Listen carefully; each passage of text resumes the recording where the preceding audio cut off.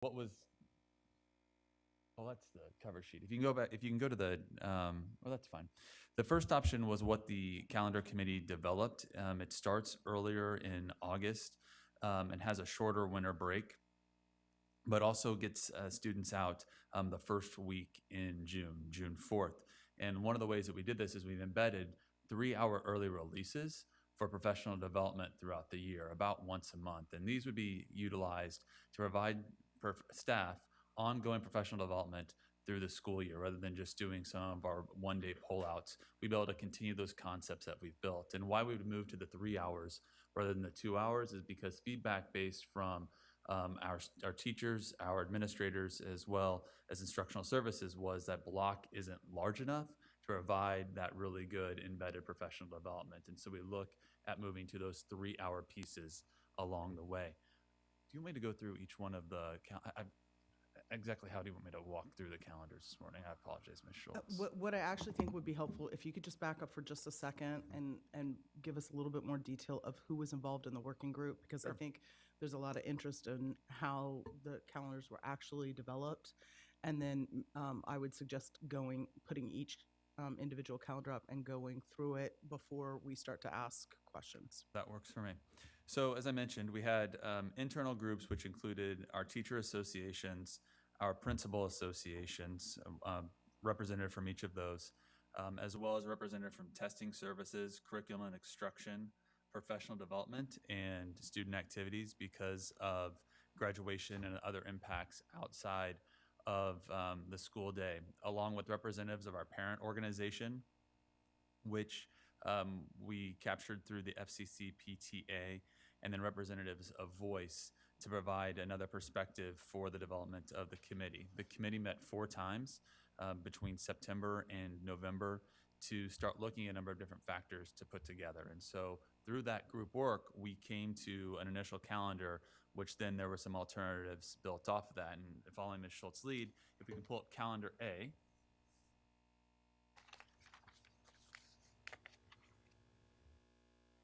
Calendar A starts a little bit earlier than we have in the past, with the student first day being Thursday, August 23rd. Our teachers would come back on August 13th, and we'd have 8 days of professional development before the school year starts. This is an increase over the current year. That's one of the things we heard from our professional development survey. This is they wanted more professional development at the front end prior to the beginning of the school year.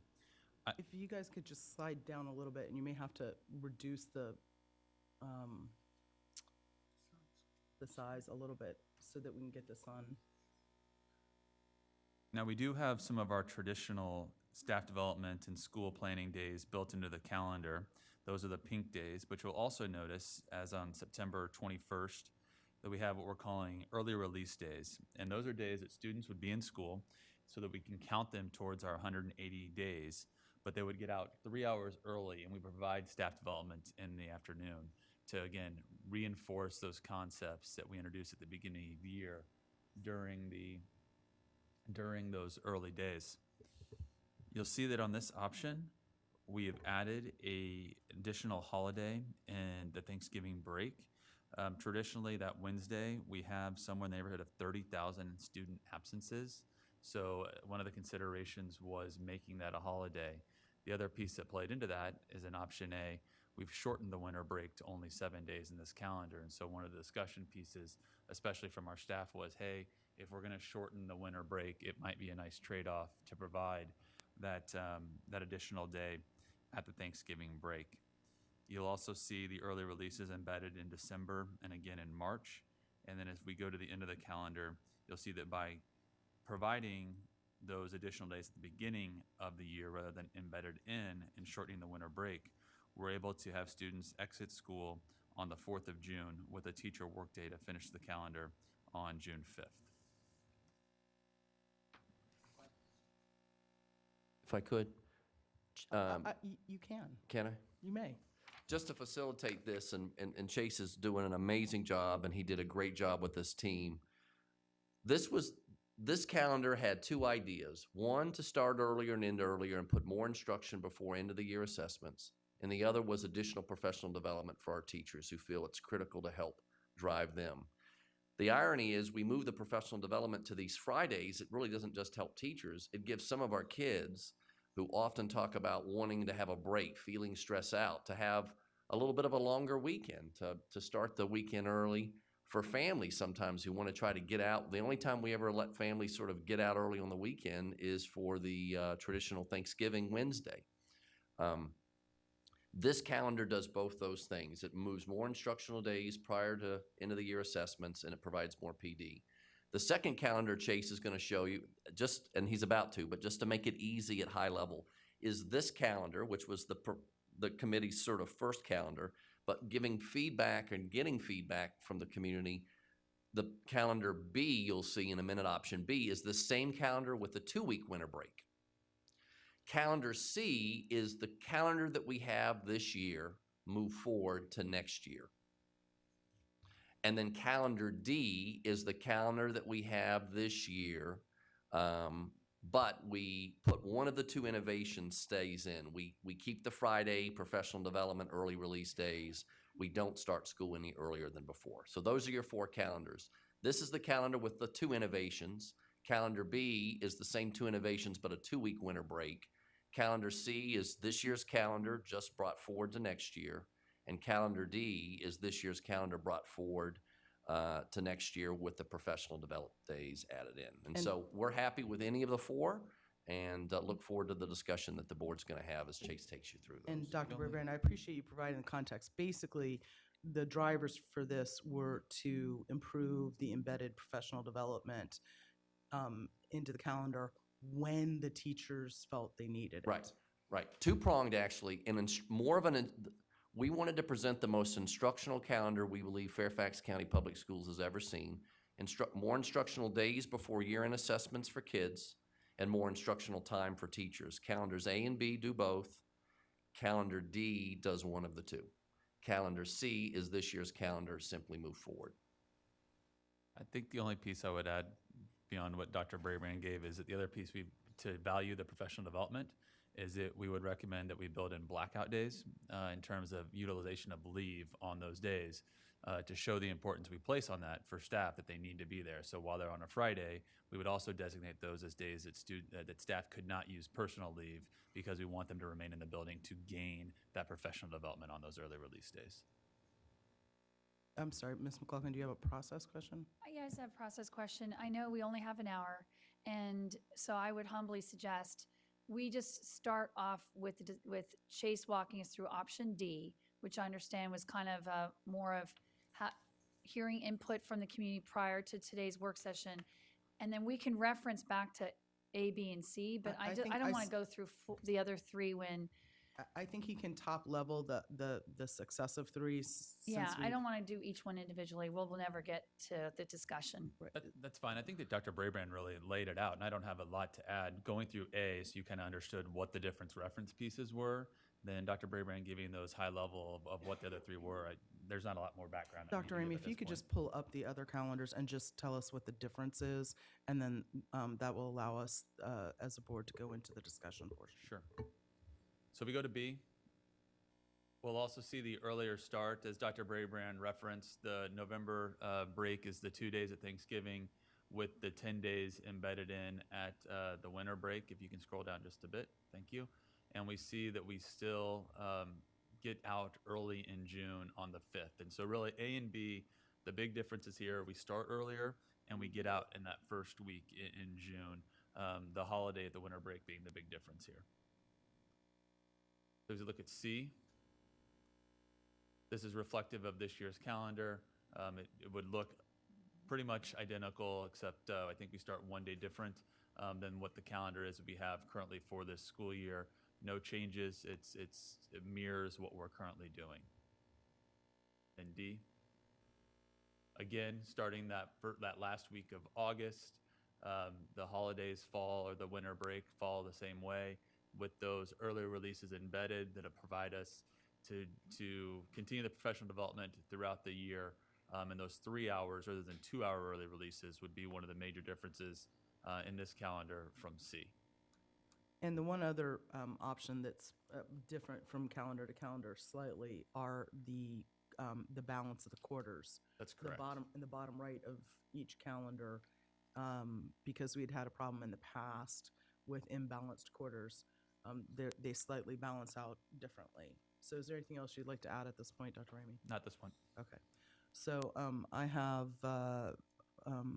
Mr. McElveen, Ms. Evans, and Ms. McLaughlin in the lineup.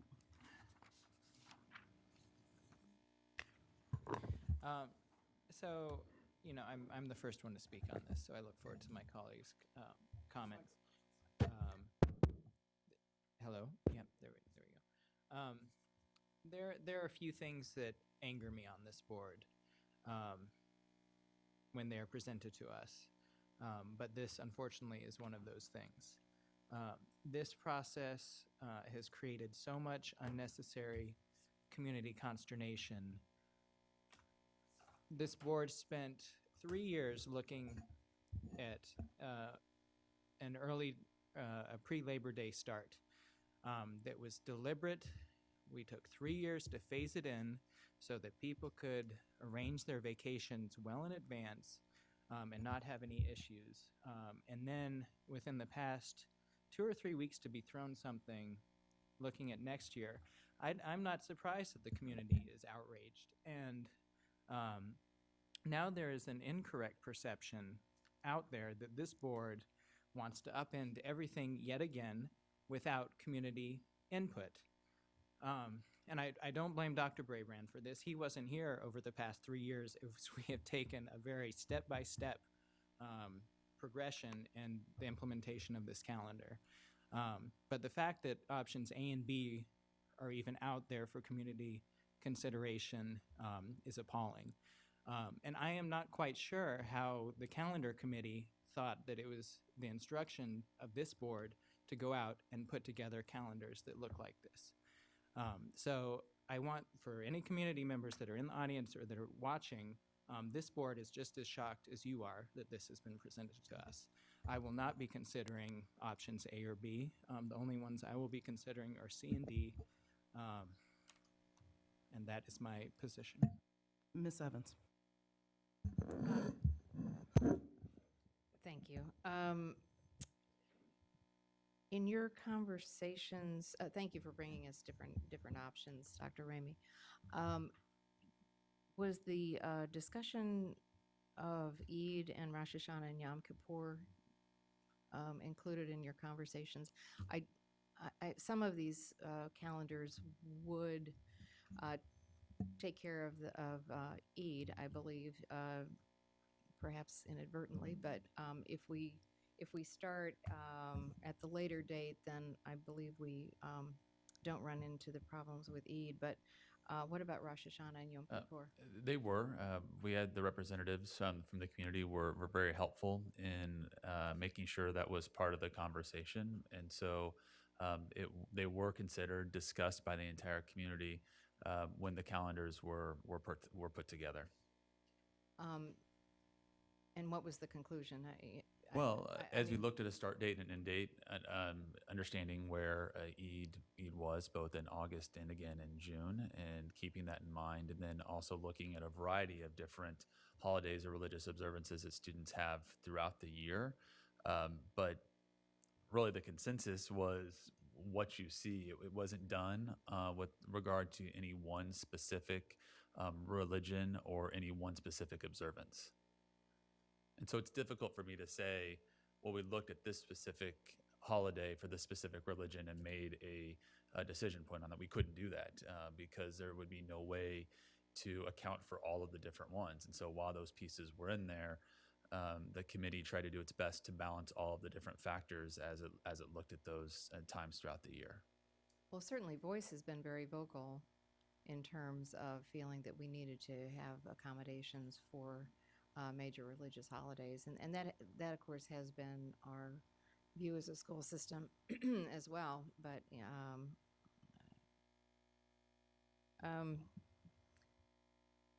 how long do we have our waiver for an early start, our pre-Labor Day start? One more year beyond next year. So this coming school year, then the school year after that. So the last time we know we can do a pre-Labor Day start would be 1920. Correct. Okay. 2020. I'm sorry? Isn't that correct? No, but. No. Ms. Evans met 2019 2019 to the 2020 school year. Correct. Correct. Yes, thank you. So I guess while I think we might at some point want to consider going earlier, I don't know if we can do it this time, and I think we have to be very careful. We would not want to create a situation where 3 years from now we're having to go 2 weeks later. I just think we have to be mindful of that as we make our decisions now. As far as your community engagement, the FCCPTA was your representative for parents, and did they get anything out to the community via their? I mean, they certainly have. Yes, they did, a and network. we received a number of responses from different PTAs from different buildings. Beth, the president, To them. did a great job of distributing that information to her different PTAs. She did. Okay, so it seems like that didn't get out to all of the folks, but all right. Well, so that gives me some information. I'll still think about which one of these Okay. is best. Thank you. Thank you, Ms. Evans. I do note that we have our high school principal and middle school and elementary school association presidents here. Is there something that they can specifically add in terms of the feedback they received, or do you just want us to continue with the dialogue? I'd welcome their I don't know if comments one and of you feedback. wants to join the conversation because you might be able to answer some of the questions that I'm anticipating. Mr. Eline, I think you're by default being sent up here. And while he joins us, Ms. Strauss, if you could go ahead.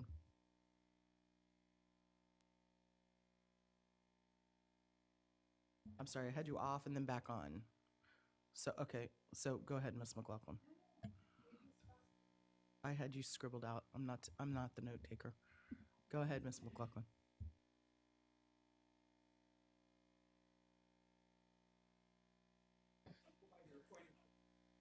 We have too many air traffic controllers here.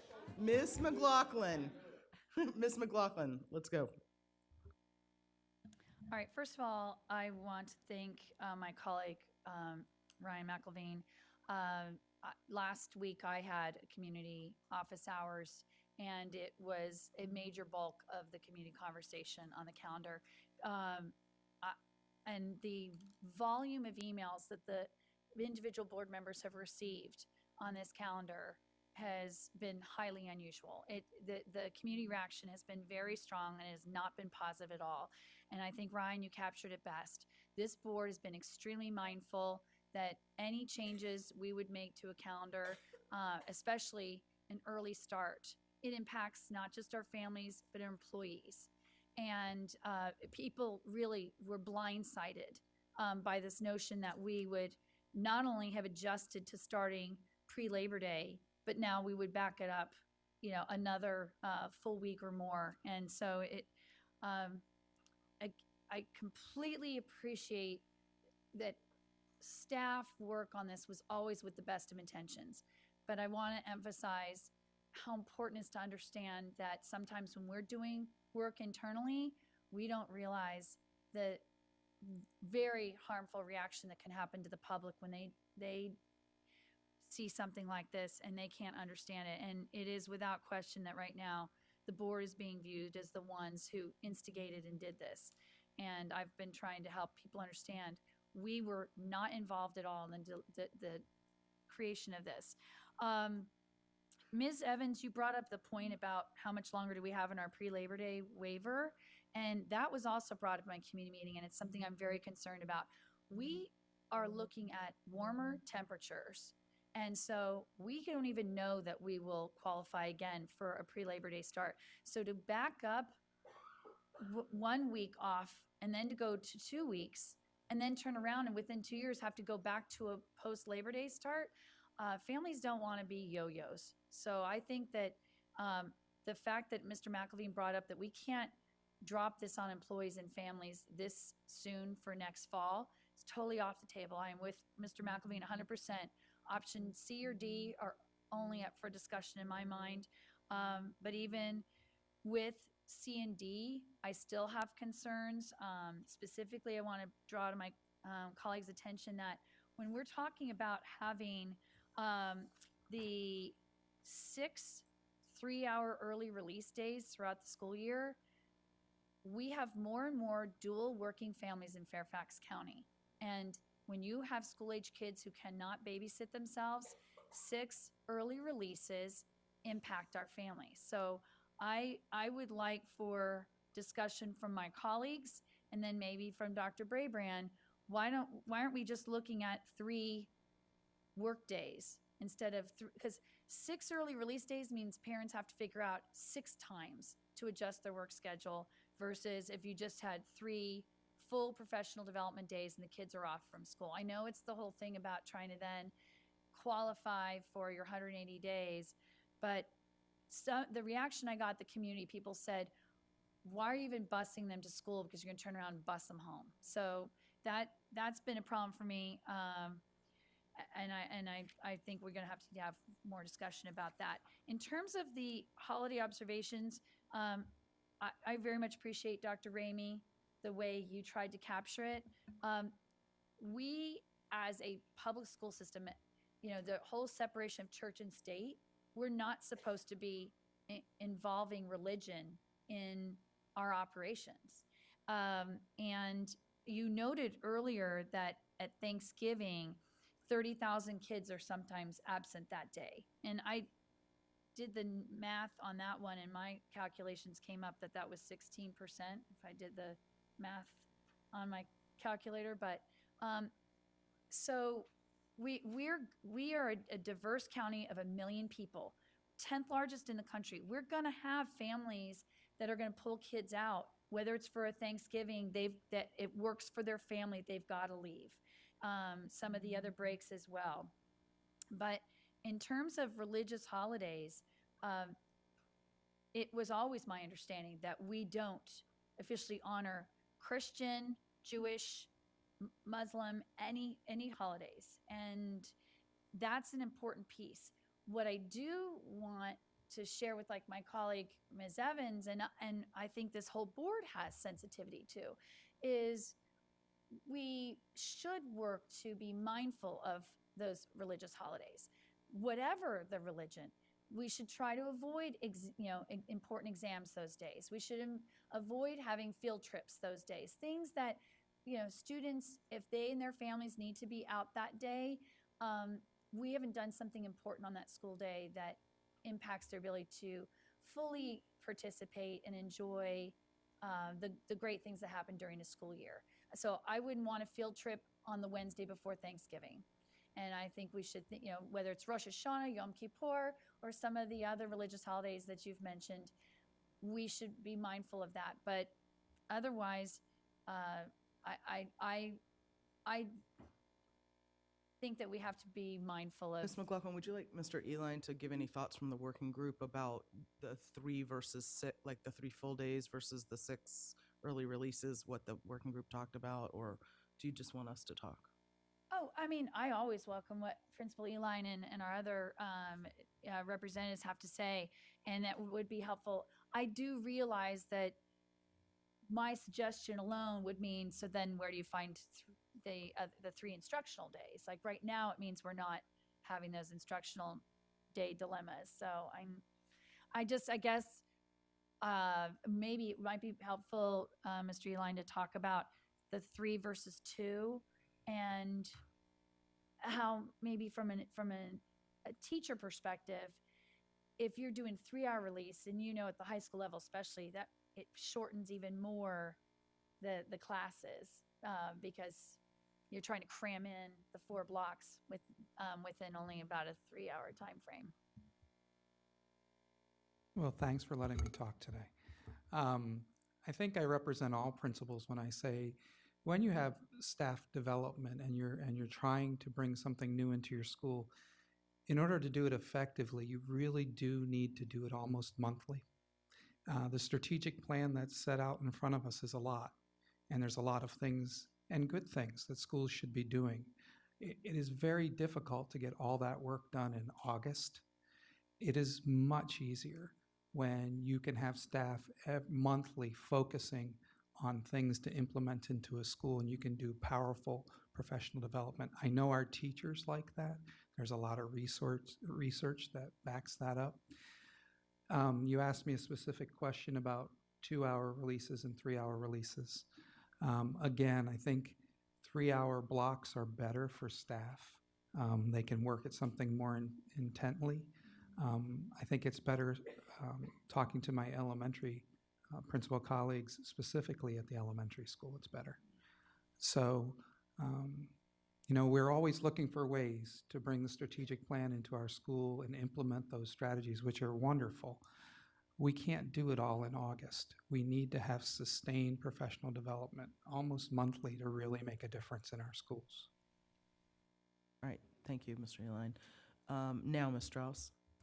Thank you. I am interested in either option C or D. I am leaning more heavily towards D. I do want to provide enough embedded staff development. I know that that is critical, so I appreciate your input on that. I am hearing a lot from the community, and I think that they really don't want to start school any earlier than what we did this year. I also know that politically, we have to be careful about how far we push the early start. It raises other issues long term. So I guess what I'm hearing you say is that for embedded staff development, it sounds like option D provides the 6 3-hour staff development opportunities, and that potentially would be preferred from staff over option C. So I'm hearing that. Okay.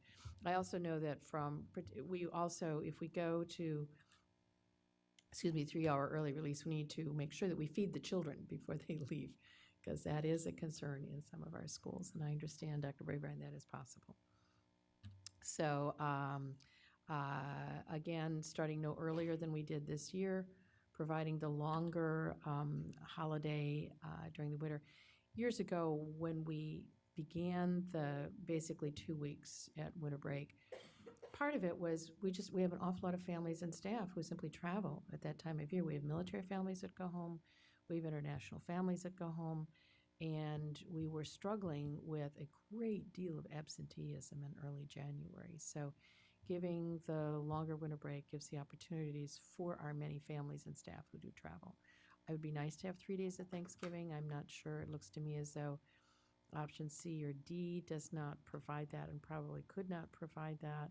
We still have to abide by the state code in hours of instruction. So I appreciate C and D, but it looks to me like D maybe satisfies everyone a little bit better. So thank you as you were developing this, for continuing to provide more options. I have responded to all the community emails to let them know we've made no decision, but that this is the time for people to weigh in. So I am very pleased that people are doing that. I had one of my high schools did a very detailed weigh-in, and I really appreciated that. So Thank you, Ms. Strauss. thank you. Ms. Corbett Sanders, Ms. Palchik, and Ms. Derenak Kofax. And okay, we are on D. There. Thank you. I did want to kind of cover a few different things. One, in looking at the calendar, the Jewish calendar, Ms. Evans, Yom Kippur is not, it's still a school day in the calendar that was put forth. However, Passover is a holiday. So just so you know that. I very much appreciate the work that's been done on this. I am very concerned that we may have sent may have mismessaged to the community, because a year ago we talked about the issues of calendar and really focused that after a lot of discussion that we would only be starting 1 week before Labor Day. And frankly, I had thought that we were going to see a 2-year calendar, because that's something that was put forth early this fall that we were going to do something innovative and see a 2-year calendar. And this is the year that we can actually put a 2-year calendar forward because of we know we have a waiver for 1 more year beyond this one. So I would like to be able to message as we adopt this calendar that we are going to stay the course in year 2 with whatever decision is made. I am leaning towards the option D because it addresses a few things. One, it addresses the need for professional development and having a consistent delivery of that professional development. It also protects a 2-week holiday during the winter break, and this is really important. I had a number of constituents who reached out to me and saying that different family structures are such that with a 2-week holiday at the winter break, it allows for blended and parents that are sharing custody of their children across 2 different families. So I would urge that we continue with the 2-week. I would also suggest that 1 week before Labor Day is about as far as we want to go anyway because of the dependence on the economy in Northern Virginia for federal jobs and congressional jobs. And so, those of us who have grown up here know that August is kind of a sacred cow for holidays for people that are in the DC metro area. So I would do that. And then the last thing, which I know goes beyond the calendar discussion, but is something that I'm very concerned about for our teachers.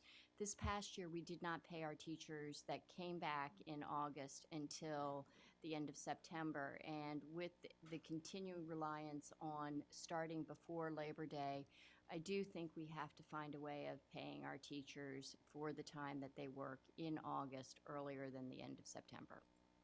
Doing a time check, we're at 11:35, we're supposed to be ending at 12, and we're halfway through our speakers. Ms. Polchek, Ms. Derenak Kofax, and then Mr. Moon. Yes, thank you. I will try to move quickly, but the committee was at my request to the board last year, and so want to talk about that a little bit. So at some point, I would love to have a conversation. I must be frank, I was a little bit frustrated with the lack of communication or meeting with us. I believe what we decided last year, and I know that there was a change in leadership, was that I would meet with superintendent in HR to bring forward a plan to the board of how that committee would work together. So just a little concerning that I didn't know who was on the committee other than knowing that there was a committee.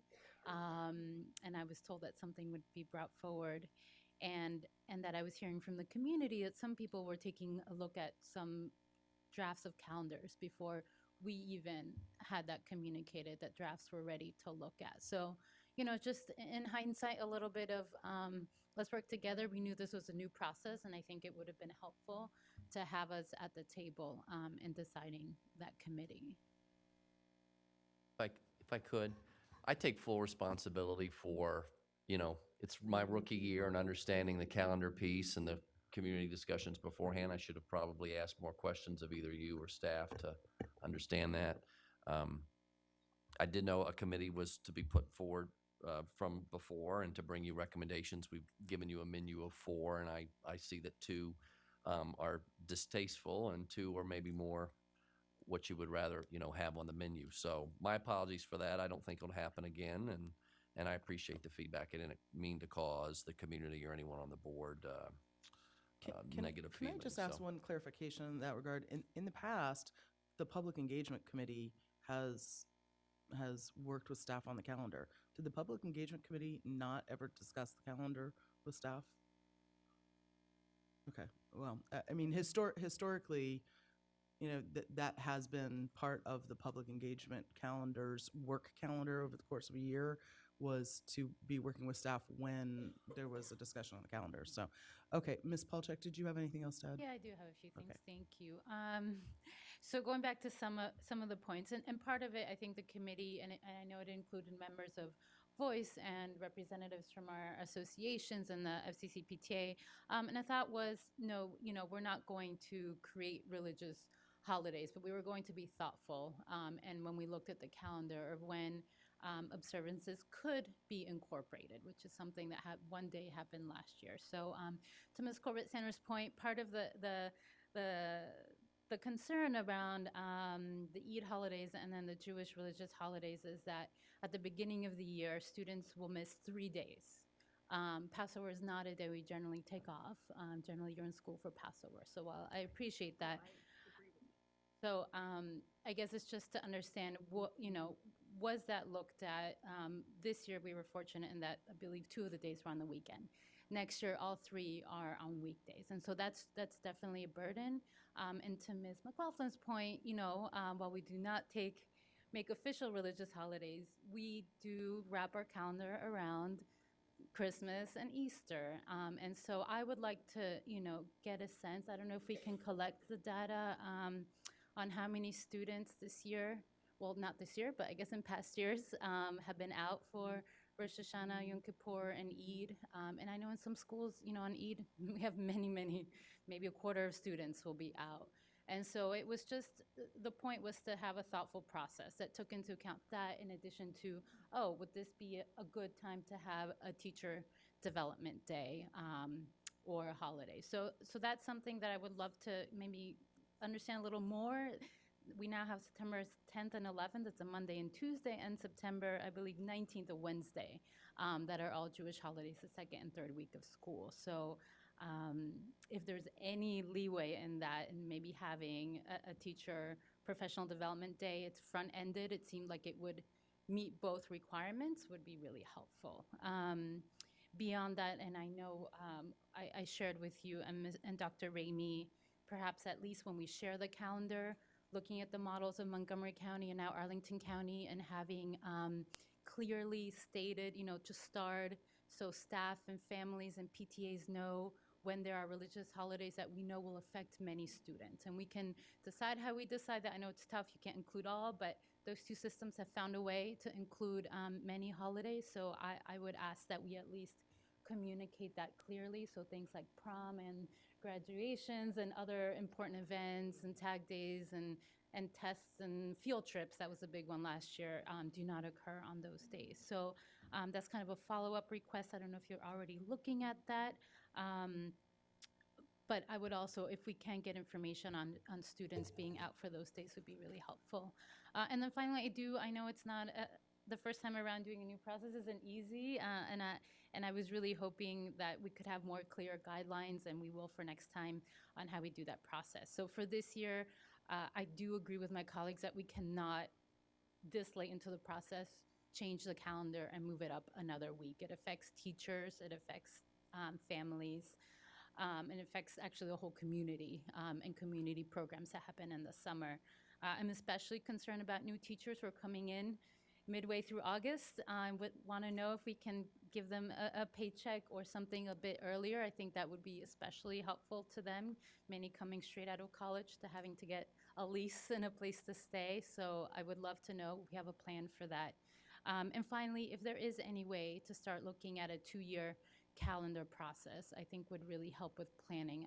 I understand it might be challenging, but if we can at least start to look at 2 years, I think it helps our schools and our families prepare. So at this point, I will also only be looking at C and D, but want to consider future years. Dr. Brabrand. Thank you for that feedback. I know we're working on doing a better job with the calendar for this coming year on signaling those key dates. We'll work on getting you the past year's opt-out or days out for kids on the Jewish holidays. And I will share with the board as we keep finishing the feedback, between now, if consensus comes around C or D, that we could propose making that a 2-year calendar and bring that to you in December as a 2-year calendar, and it takes sort of off the table all of this issue for next year. So I'm certainly welcome to that if the board conversation ends up going in that direction around one of those 2 options. Thank you, Dr. Brabrand. Thank you. Mr. Derenak-Kovacs. Thank you. Ms. Palchik's comments were quite complete, and I agree with mostly everything you said. So I'm trying not to repeat what my colleagues have said, but I do want to just make some certain points. I know that staff does work with the best intentions, but there was this was a blip. When we start getting inundated with social media, why is the board doing this? How could you do this? I mean, the social media started on last Tuesday, election day, and people were just consistently and kind of screaming in texts, with the all capital letters, things like that. That makes it very, very difficult. And we weren't even really aware of it. I mean, I know it was posted, but our schedules, and it's sometimes we're not always looking at it a week ahead. So it was that, and I appreciate your comments, Dr. Brabrand. Like you said, you're new, and we appreciate that, and you are taking responsibility, so I appreciate that as well. But when the board is blindsided, it's very difficult, and that's where I felt like we were on the very early start date portion examples of these calendars. I do, again, with my colleagues, on the option C or D options. I appreciate the 2-week winter break that there was. I was the lone vote, just as an FYI. I realize the political nature of why we need to control our calendar, but I was the lone vote that did not want an early start date. Ms. McLaughlin would have voted with me, I think, had she been here. She was traveling. So it's a personal preference, and that's my personal preference for a multitude of reasons. But I think. So it seemed really egregious to me to start August 23rd. And I just don't think this system is ready for that, and particularly when we may have to, if we can't change. We've been trying to change for many years. Richmond's thoughts on this, and if we can't, then talk about boomerang effects. I think that would be very, very difficult to go back to when we go to school year 2019, which is right around the corner. I think the teacher pay issue does have to be addressed. Please, if we, even starting this late, we can't make them wait the way we did this year. I think that might have been a blip or something. I'm not sure, but that needs to be addressed. And I do believe this board has to at some point address the religious holiday issue. We've skirted around it. We are, there's some things going on in my community which are have been very difficult surrounding Ramadan, and that's an entire month. And I think we have to be clear on what can and cannot happen during that last month of school. And it's caused a lot of consternation in 2 of my schools in particular, and I think the community has to be aware that the position this board, I think this board, I think Ms. Palchik, you said it very well, Ms. McLaughlin, that we are looking and need to appreciate and need to accommodate as much as we can. But there are certain things, like when the holiday is a month long, how can we work with that, and what can and can't be done, and what is a school expected or not expected to do? Because this has been a real problem in one of my schools, 2 emerging, but 1 in particular. So at some point, I don't know if this is this the right time? Is this the point in time to have it during the calendar discussion, or at another time? I don't know. I guess I would ask Dr. Brabrand maybe, or my colleagues, when is the right time to actually say this is? Yeah, you raise a good question. And why, I think this is probably not the time right now, but we are. I tend to agree, but Yeah, I then think it's that, let's think about when we can come back and talk about this. What are the accommodations? What is the expectation?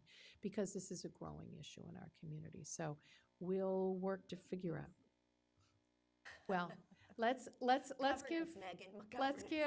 give Dr. Brabrand a chance to think about when and how we would approach it. But I agree, this needs to come back for another discussion. So I hear you. Okay, I have 2 very quick go-backs, and I'm going to yield to speak until the go-backs are complete. So Ms. McLaughlin and Ms. Evans, then Mr. Moon and I will speak. So I wanted to kind of echo something that Ms. Palchik had raised, and it went to my earlier remarks. If we have the data on absences for that Wednesday of Thanksgiving, I think it absolutely makes sense to look at the absentee data countywide for the other religious holidays that we are finding absences that might happen, not necessarily in all of our districts, but collectively, what numbers are we seeing? And then we have to be, as school board members, working with the superintendent to be very pragmatic and mindful. And where we can, as Ms. Palchuk suggested, maybe look at where we've placed staff development days or school planning days. But I also want to be sensitive to the fact that what does that do to our employees who observe those holidays? Then we're back in the same position. So I do think, Ms. Evans, that a lot of us appreciate both what you and Ms. Palchuk have said about being mindful.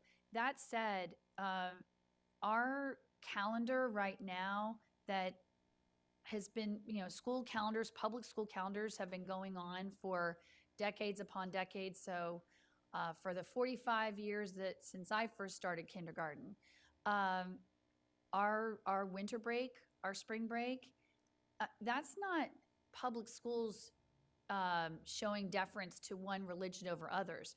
That's our nation.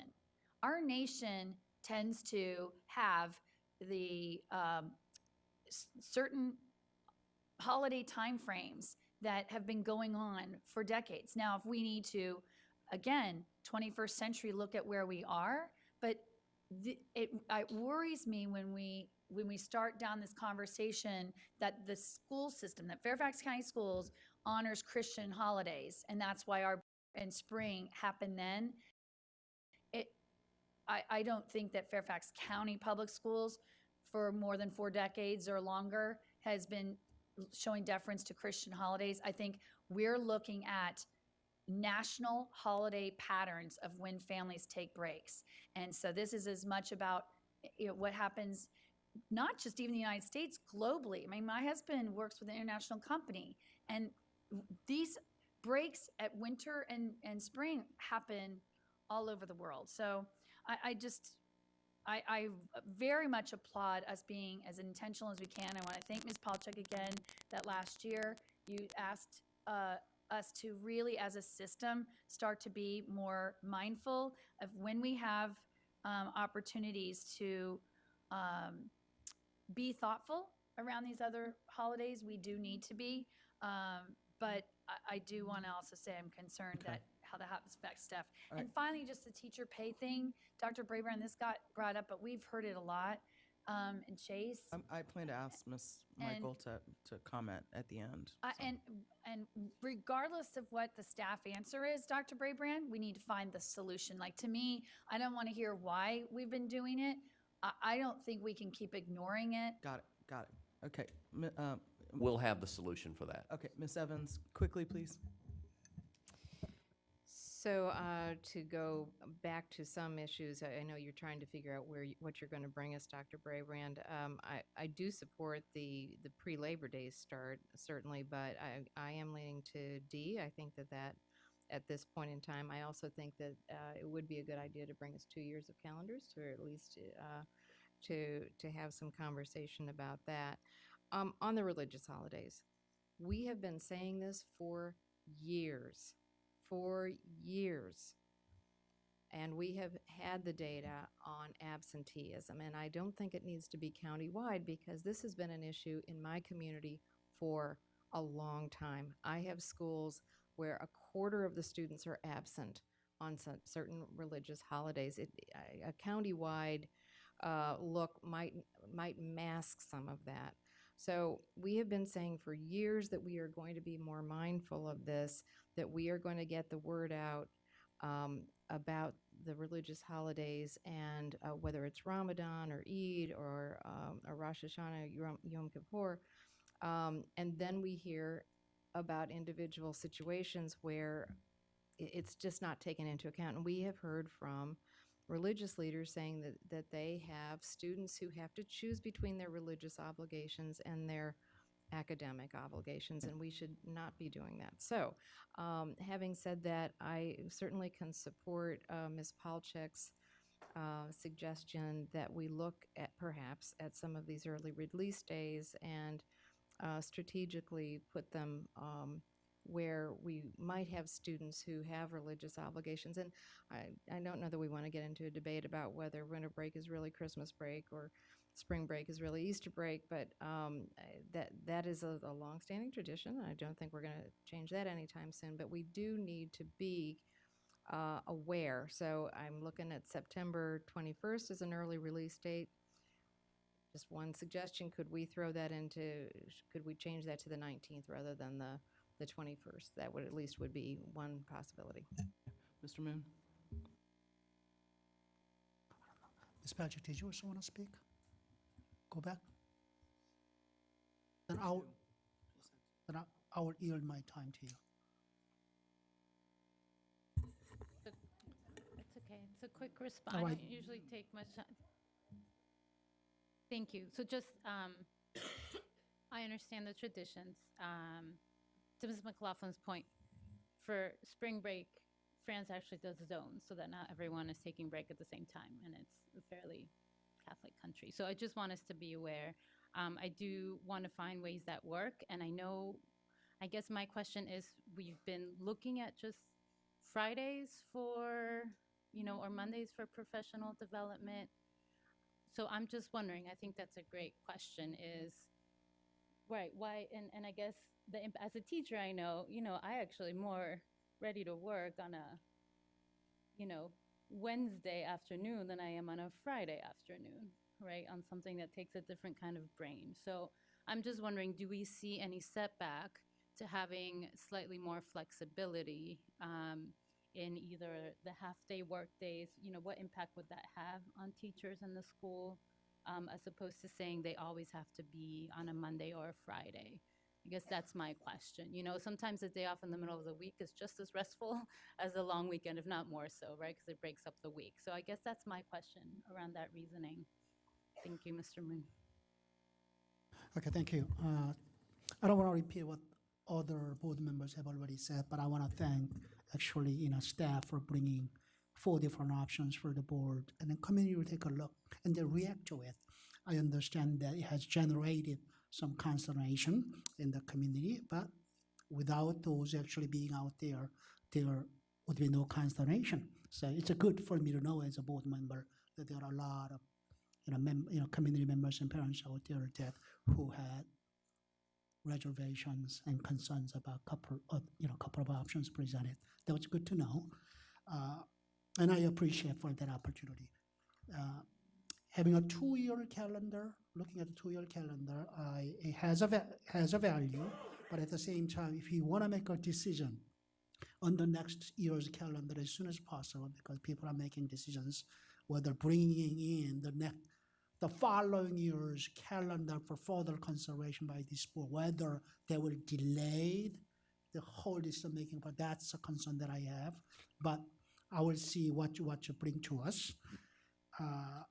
Looking at D, if the consensus seems to be going to the D, just a couple of comments on D is this, that probably this is something impossible that I would love to have if so many of our employees and students are out on a Wednesday before Thanksgiving Day, having a full day off rather than a half day, or just students don't show up, or employees not come to teach, come to the buildings. But I don't know where you would be able to put that in. And this may surprise a lot of you, but I actually prefer, it's not going to happen next year, as I hear from my colleagues, that our school year to start earlier than even 1 week before Labor Day, and end much earlier than end of a second week June. When I see college students returning home from their school, even beginning of May, definitely by the second week, and younger siblings, going to school for another month with all the SOL tests done, AP tests done, it's not the time we are keeping our students in the school for that last 2-3 week period of time is not really as productive as the beginning of the school year. So those are the comments I wanted to make. So I'm going to take a turn on a couple of things. First of all, I wouldn't say that I'm particularly known to fly to the defense of staff on a regular basis, but I'm stuck between a little bit of shock that as a meeting manager that the ask was that we would come around consensus at this work session around one calendar so that they could go forth and advertise it. And I told Dr. Ramey, I said, I don't think there's any likelihood that we're going to have a consensus on the same day that we have the calendars presented. On the flip side, I think I agree with Mr. Moon that we've been signaling the message that that which is best for children is often inconvenient for adults, and that testing is nationally normed. And we've had this is the discussion we've actually been having for several years, is that our children are at a disadvantage. Out of 138 school divisions in the Commonwealth of Virginia, a vast majority are starting well before Fairfax has. And so we've been talking about how to fix not only the Fairfax penalty of kids trying to get into college and competing with others around the Commonwealth of Virginia, but how to battle this nationally normed issue and deliver curriculum where other kids are getting 2, 3, 4 weeks of curriculum ahead of the nationally normed exams versus our students. So I feel like we messaged that, and it may not have been as discreet around the start date. I think the real issue is when we're approving the calendar. And I think we're approving a calendar too late. This is too late for next year. And what I would suggest, and we could talk about it if you want, or Dr. Brabrand can take it away as a suggestion as a next step, we should be approving a year out's calendar, not a 2-year calendar per se. And maybe the split the difference is that we approve next year's calendar now, but in the spring, we should be approving a successive years out so that it is more than a full year out. It's a year and a half in advance, and people have that time when they go on vacation next summer and they find the perfect place and they say, we want to come back here next year. They will know a year in advance when the following school year starts. That's the suggestion that I think it's the timing. It's not so much that I think that from what I'm hearing, and listen, I had a end of season football party last night, for, my youngest, and I got accosted there. So, we are definitely being accosted. It isn't in opposition, though, to a start in August. Once you explain, once you have the opportunity to educate parents, the issue is there's not enough time. We've already planned a family reunion. We already booked our vacation place where, we decided next year we're going to go look at colleges in the summer, whatever it is. So, Dr. Brabrand, I think the big tug at people is it's too late. And so if I've heard from you that you're considering helping us with that. So if I could, for helping the board perhaps, I've gotten the feedback I think I need in the future to make the process better, including earlier notification and maybe even more clarity about how the committee that the board asked to be created kind of comes back to the board.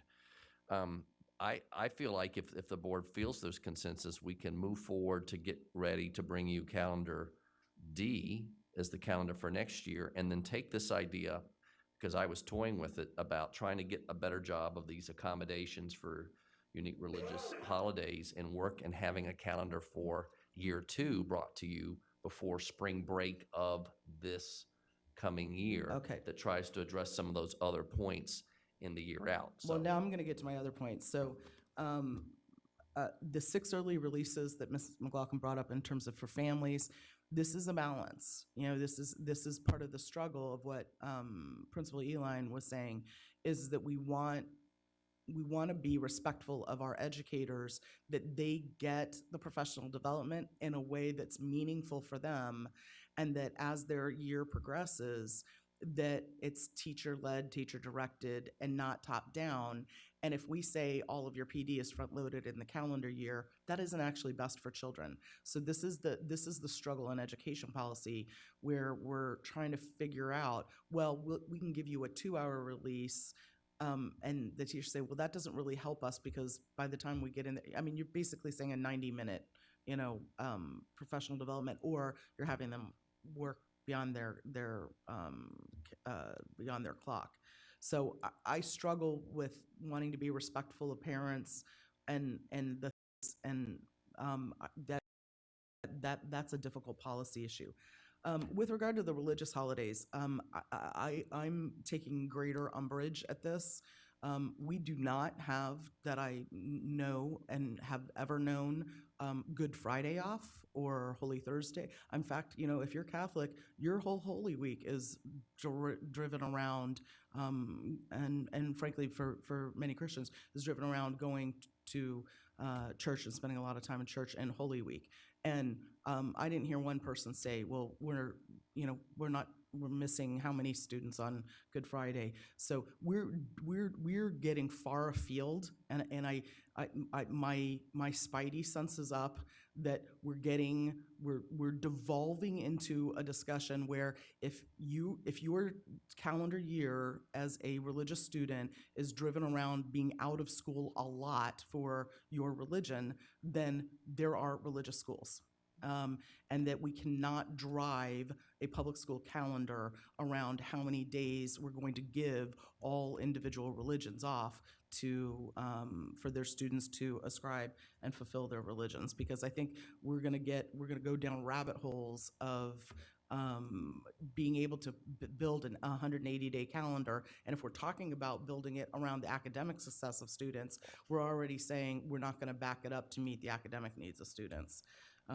So that's Mr. Moon, I agree. Again, I think we should be driving to an earlier start in August, but we just have to message it earlier, because that's academically what's the best for students.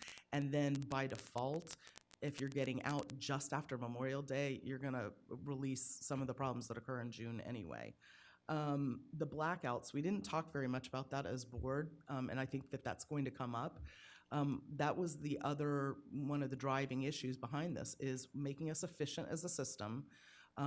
Substitute costs cost the system a lot of money. And if we don't build a calendar that says, by the way, we value professional development and we think you should too, and we're not gonna provide for a substitute for you not to be there on a professional development day, I think that's a pretty significant thing. I think that's a significant change, but I think that there is going to be a little bit of a craw in the throat of some educators that what do you mean that you're going to, black me out like, like the airlines, but I do think we have to be very mindful that that conversation is coming, and that feedback is coming. In terms of the disappointment, I cannot believe that I am at year 6 of, you want to talk about something that doesn't appear on our calendar. We are yet again, and I listened to all of you last Thursday night talk about all the wonderful Veterans Day events that you were going to. And we have a federal holiday, a national federal holiday that honors veterans in the county where we have the highest concentration of veterans in the United States of America, and we don't take Veterans Day off. I think it is shameful. I am embarrassed for us as a board that we have not said to our staff that this is a priority. The 11th hour of the 11th day of the 11th month set by Congress, and we say that's not significant enough. And we all went to Veterans Day programs, not on Veterans Day. Just like Martin Luther King stuff happens if Martin Luther King Day is not is on a weekend. And I'm disappointed in staff that there isn't an option up here, because that's been in the past, so we could at least talk about it, and you just tossed it aside. And to me, that's tossing aside, the very reason that we're all here, the blanket of liberty we live under. So I don't know that we have a consensus. I'm wondering how we get to a final discussion here, and if there's not a possibility of maybe taking some of this and doing any rework, or if you have enough here. I mean, if people are we have 2 board members who aren't even here, and we're not voting on this until when in December, Dr. Ramey? It'll come for new business the first meeting and then voted on at the second meeting. So mid-December is when we're talking about this. So, where do you all feel we are as a board? Do you want to try to take a consensus and say, we're going to throw, having just seen, we didn't even see calendar D until the end of the week last week. So this wasn't even in the first calendar that went up for public opinion. I feel like we need some time to talk to our principals. There was no public engagement conducted on this. And to say at a work session that we have basically consensus, I think is potentially premature. Mr. Moon? The suggestion I want to make at this point is this, that based upon what I've heard, there seem to be more board members on option D than anything else. So if we could have option D posted as a new business, and you said that that's going to be new business, the first meeting in December. Correct. And voted in the second meeting. First meeting is the 7th, and second meeting is the 21st. The 14th. 14th. And we have a work session, intervening work session between those 2 dates on the 11th. So we have another crack. Hopefully, Madam Chair, you could put that crack into their schedule. I would agree with your proposal, my sense in listening, and it gives the community an opportunity to also weigh in. So if option Board D members is- could also come up with, Exactly. amendments if they so choose, and then bring them to the work session for discussion on that day, and then vote. I would posit, Mr. Moon, that putting it up as new business is the potential, but I would not say that we would be at the point of needing amendments, because I would say that we wouldn't know what the motion, we have time after that first work session to actually develop the motion, and I wouldn't force this as the hand that this is what the board has decided and push board members into having to create amendments. I think that we come out of the successive work session then formulating what the motion will actually be. But this at least allows a talking point, because I'm afraid that if we do it from the perspective that you first initiated, that it will appear to the public that we've made a decision today. That's a fair comment. However, we still need to publish something to public to react to. Can I see a consensus on, and I don't want this to be like interpreted as anecdotal. I will still let you speak, but I just want to see whether there's consensus to put D up as the talking point for the community.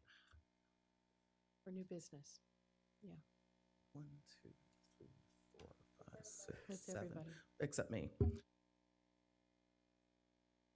Is there anybody that has to speak at this point?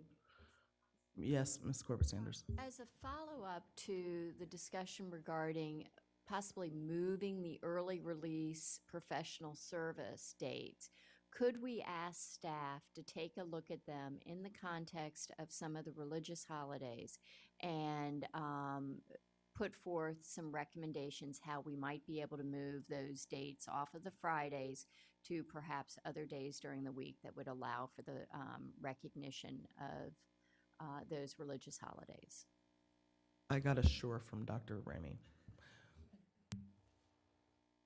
Ms. McLaughlin.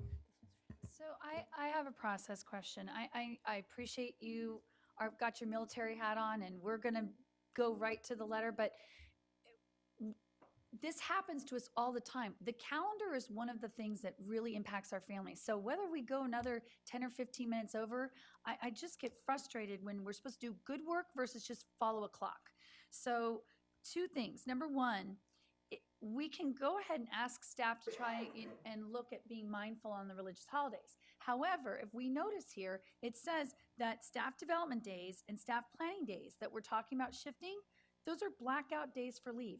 So we need to be prepared that we're telling our employees who recognize and observe those holidays, sorry, they could ask for a personal leave day on those religious holidays. If we move it to one of those religious holidays, they can't even request a leave day. So we've actually hurt our employees worse by moving those early release days to a religious holiday that we're trying to be respectful and mindful. So I kind of want to caution that we're trying to help our student and families, but we actually hurt the same families who observe those holidays. So I think that has to be wrestled with.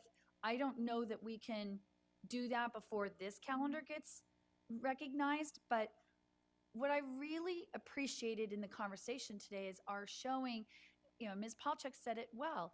If we note the calendar, then in terms of the things we plan, whether it's field trips or other things, at minimum until we figure this out and how we honor our employees who are also wanting to observe these holidays, I don't think you can just make a quick fix because we actually hurt them more by doing that. The second thing is, I'm going to push back on Ms. Schultz and Mr. Moon. And this was brought up in my community meeting, we live in the shadows of our nation's capital. So much of the industry is driven by the federal government. Congress goes on recess in August. It is when a lot of families in this area who work for the federal government or the industries that support the federal government finally get to go on leave with their families for vacation. So when we back up and say, okay, we're going to start school mid-August, hypothetically, we're actually not thinking about how that impacts a large number of our families. So this notion of let's start earlier in August because they can finish earlier in May when the college kids do, well, hate to remind everybody, with my 2 college kids, they get a 4-month break. Those kids finish mid-May and they're still not reporting back to Charlottesville and Georgetown until, sometimes Labor Day or the last week in August. So we're never going to match up with college calendars because we have them in school a whole lot longer than the colleges do. So I'm more about making sure that in a community of 1 million people that we look at, how we impact our families. And I think the further we dig into August, not necessarily a win-win for our families. And just to clarify, Ms. McLaughlin, when I said the Memorial Day, I'm actually talking about surrounding jurisdictions. They get out before our kids do, and it becomes a competitive for kids for jobs for the summer. Is that if a business can hire a Loudoun or Prince William student who's available a week or 2 before our kids are, it makes our kids less competitive for summer employment as well. Ms. Polchik. Thank you. And touching on Ms. McLaughlin's question, I was actually going to ask, I know at my school, right, we're not supposed to ask for days off. It's really frowned upon right before a holiday. But, there are exceptions made once in a while. So I'm just wondering, rather than saying full out, and this was even before Ms. McLaughlin brought it up, blackout days, is there any way to offer some kind of flexibility that is workable in such a large system? Yes, we would, when we rewrite the regulation, we would create some exceptions. I've heard them called like once-in-a-lifetime events, right? If you're getting married, we're obviously going to let you take a day to get married. In terms of religious leave, we have a reg on religious leave. We could not, John Foster's not here for the legal, but from a standpoint, we couldn't prohibit somebody from taking their religious observance. So even if it was a blackout day for personal leave, we still have a reg that's there for religious leave, and we would not get rid of that regulation or that ability for our employees to have those religious observations underneath that current reg. They would miss the professional development, that's right. So we just have to balance those pieces out. And I guess on a separate note, is it possible to say, how many of those do we have a calendar year? Those days, 6? 6?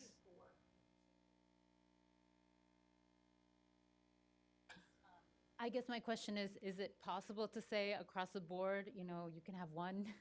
Or is that a little bit harder than to start to have all these exceptions? No, I think that if we're going to commit to having a focus on professional development, we need to tell folks you need to be here for professional development. We understand that you also have a life balance, and so here are the things that as a county, we understand need to be balanced against that. But I think if we start letting them pick and choose, we create a regulation that has no teeth. And so I think I would rather see where we say, okay, there are some exceptions, religious observances, one of them, and other pieces, but getting into that combination of picking and choosing. Another problem with the work from a different location, which I know our principals are always asking me about as well, and so I'd hate to compound that. Okay. Okay, No, Ms. Derner. Sorry, I'm not quite done. My other question is actually to Ms. Schultz's point. And I really, and part of the calendar committee was to be able to look at Veterans Day. I know it's difficult because it's the week of Election Day generally, right? And so we have those 2 days. Is it possible to do a 2-hour early release on Veterans Day, or is that just too much for that week? Well, but the federal holiday is usually the Friday before, the Monday or the Friday. So I'm just wondering if we can look at that option, or if my board members are supportive of So that. I will. So can I make a comment, because that did come up. Okay. And where the flexibility in the calendar exists for Veterans Day, the easiest fix is to go to school on Columbus Day and move the Columbus holiday to Veterans Day. Now, when it came up, the reaction was That it's tricky. the reaction was it's tricky. It's too late. People plan for a fall break at that holiday, and so that's where there's a holiday embedded that could be shifted. But it goes back to Ms. Schultz's point about how much lead time are we giving. I just think it's also hard Sorry, I thought you were going to. starting So earlier. that's one of those balances as well, is where Not there's a have that holiday that break. could be moved. There's a number of different factors. This is the conversation we had as Does you the put all those 2 hour things out there. Did we consider the 2-hour early release or not at all? No. I know, Ms. Palchik. I'm sorry. I need to have Ms. Derenak Kofax, and then we're going to do next steps, and then we're moving on. All right, a couple comments. With all due respect to Ms. Corbett Sanders, I don't think we can ask staff to make an easy fix by looking at religious holidays when we haven't discussed which religious holidays we're talking about. Ms. Schultz made the very good point that no one brought up the Christian holidays were just as holy as some of the other Jewish holidays or as the Muslim holidays, which we're considering. We as a board either have to say, we're going to get knee deep in this, or we are just going to be where we are now and kind of float through it. So I don't think I would ask staff to do that, because that's leaving staff, that's putting a lot of pressure on staff and defining which holidays do I pick. Right, Chase? Chase is like, which holidays do I pick? I just wanted to say the blackout days, I've heard from several teachers, and several teachers were using the words demeaning and lack of trust when it came to blackout days. I just want to convey that they were saying, let me do my job, just trust that we'll be there when we need to be there. They didn't like the idea of blackout days. They found that demeaning is the word that I heard. Maybe they got together and did that, but I got a lot. And I think as a system, we, as a board as well, we go yin and yang on this issue about how much time do we need for testing? Oh, we hate testing, this, that. You know, we can't have the argument. We play the argument both ways on this board. Another thing that I am hearing a lot is this increase in anxiety in children. And everybody is hearing that. And I think when we start backing up into August, specifically, Megan, that was one of the things that I heard as well, we have to realize where we live. We live in Washington, D.C. People work for the federal government. They work for contractors who work for the federal government. August, it's a sleepy little town. So to gear up the second week of August for our teachers, the third week to have a school, that may work if you live in Pennsylvania or Florida or somewhere else, but right here in the shadows of the nation capital, where so many people rely on the federal government for their livelihood or are affiliated with that, I think we have to be very mindful of starting in that August time period, because that does increase the anxiety and stress in families, because so many people are connected to that. And then finally, we keep having the thing about Veterans Day. I'm just going to say the Veterans Day activities, and I've changed on this. I was thinking it would be an easy flip, that, you know, the Columbus Day and flip that and take Veterans Day off.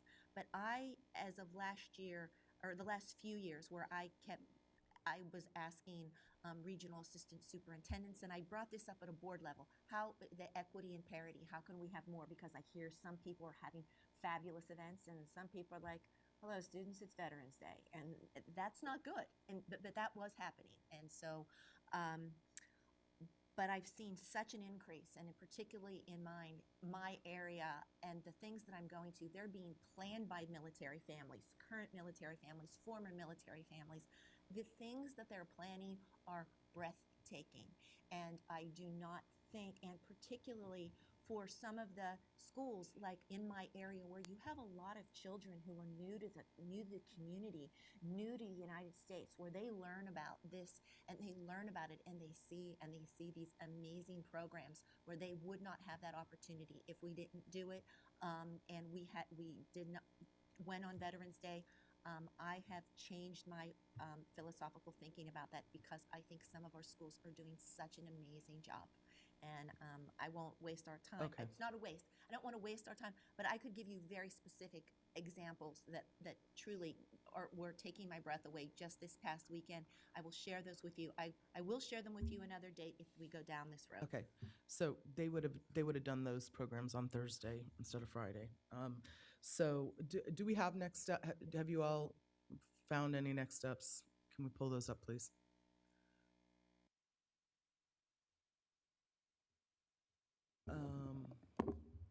Whose next step was the first one?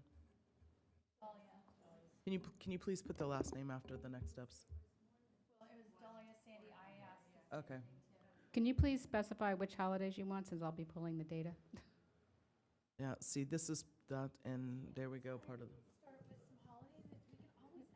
So we're starting with Thanksgiving, Rosh Hashanah, Yom Kippur, Eid, both Eids, if they fall on the calendar. Day before Thanksgiving. Day before.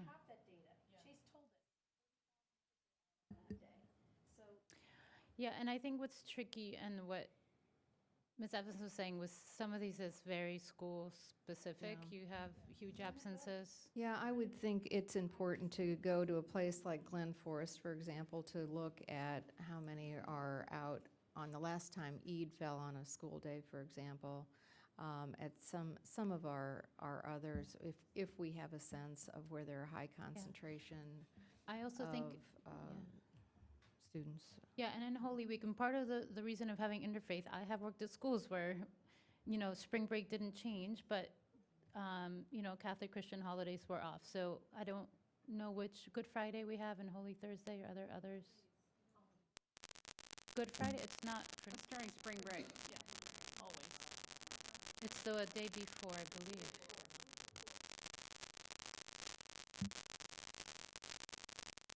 I'll look at Ms. Schultz. I believe it's the day before.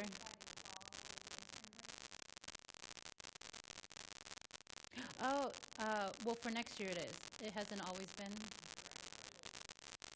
Right, okay, so for when we don't have data for that every year, obviously. Are there others? Both Eids. It just depends on the year. Right, and we have to go to the time when Eid fell on a school day, which, yeah, I mean, so we just have to go back far enough, because we had some. Okay, can I see consensus around the first bullet, please?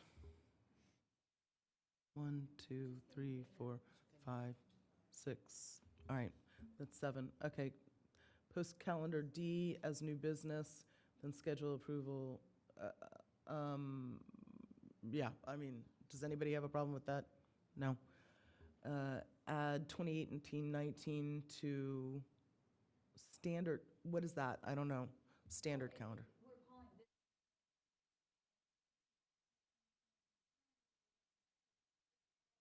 For the work session. Mm-hmm.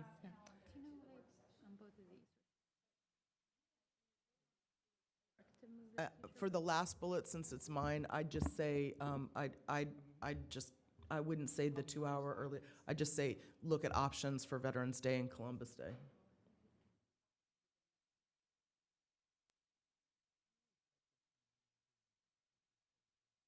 But I don't know, to be true, I would think you'd want to start. Folks, Monday we've got to finish this work session.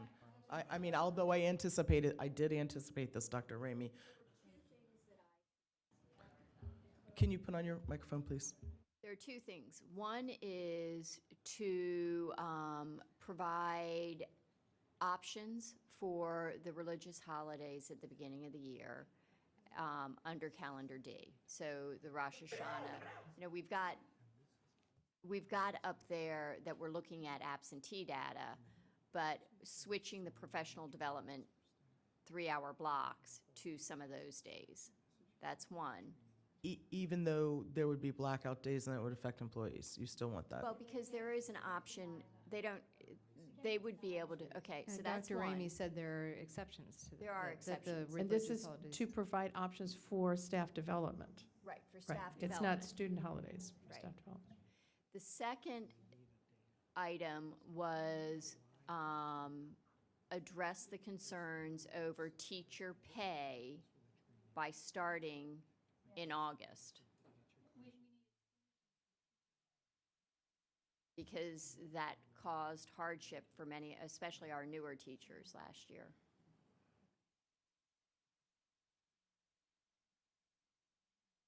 I would say a solution, but. Ms. McLaughlin, you have another next step? We're not there yet. I want to get them all up there so we can vote on them.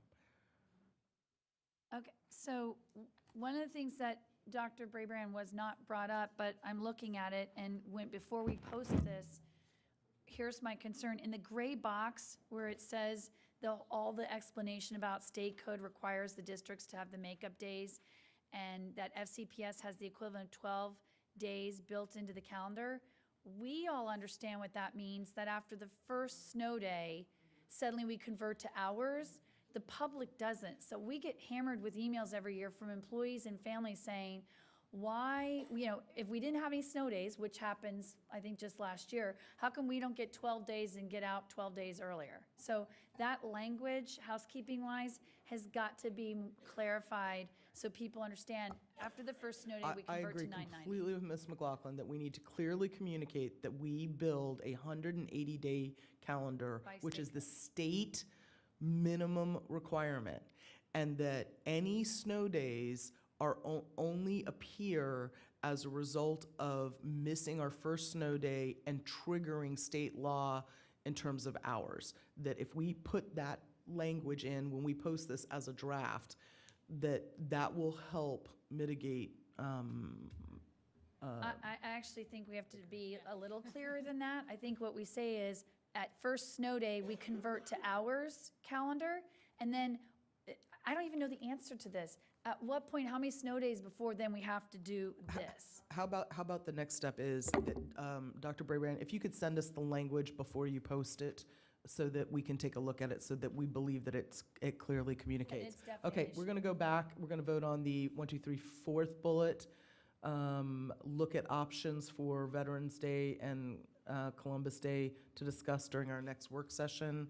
Can I hear if there's some consensus for the staff to at least look at it? That's consensus. And then to provide options for the staff development on religious holidays during our next work session on calendar D. 1, 2, 3, 4, 5, 6, okay. Options for teacher pay in August, every hand better go up. And to clearly communicate state law. Every hand, yes? Okay. All right, so 12:30, we are now officially 30 minutes behind schedule. So, Bishop Church, And I'm gonna pass that baton on to Mr. Moon. so we have a legislative program to start at 12:30. We are 30 minutes behind, but I believe that some of us, at least some of us, will want to have a lunch. And we will take a full 30 minutes. But we'll start exactly sharply at 1 o'clock. And we are expecting a visitors from county government at 1:30 for CIP discussion. So so when we come back for legislative program, be prepared to be succinct for the next session.